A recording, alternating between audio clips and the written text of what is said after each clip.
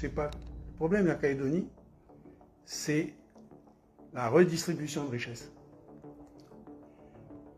En ces 20 dernières années, on a construit 2 usines de classe internationale.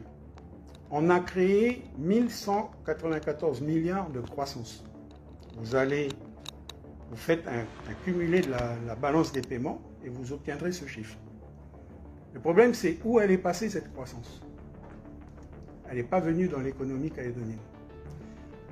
Il y a des pratiques qui se sont développées, et je reconnais et je pense, et moi je n'ai pas assez d'éléments pour le dire, mais qui se sont développées avec l'approche des référendums. Ici, il y a eu une politique de terre brûlée à partir de 2018, et notamment au gouvernement. Vous savez, quand on était au gouvernement en 2010, 2012, 2013, moi je voyais souvent le président Germain qui s'inquiétait de son taux d'endettement. Et il était bien en deçà de ce qui est permis.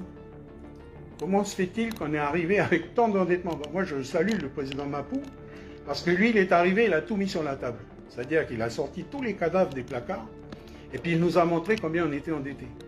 Alors tout le monde a dit, voilà, c'est la gestion indépendantiste. Non. Les indépendantistes, en 3 ans, ils n'ont pas pu faire autant de dettes. D'ailleurs, vous voyez, Nercal, 11 milliards, mais ça date de 2013. Ça.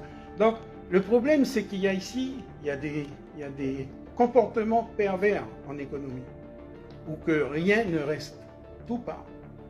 L'évasion fiscale, pas l'évasion, la fuite de capitaux, c'est bien différent. Hein. La fuite de capitaux, c'est plus de 80 milliards par an. Vous savez, vous mettez 80 milliards dans le pays, là, il ne peut pas, il explose.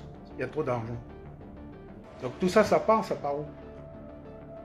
Après, ici, il y a une autre chose, c'est l'évasion fiscale.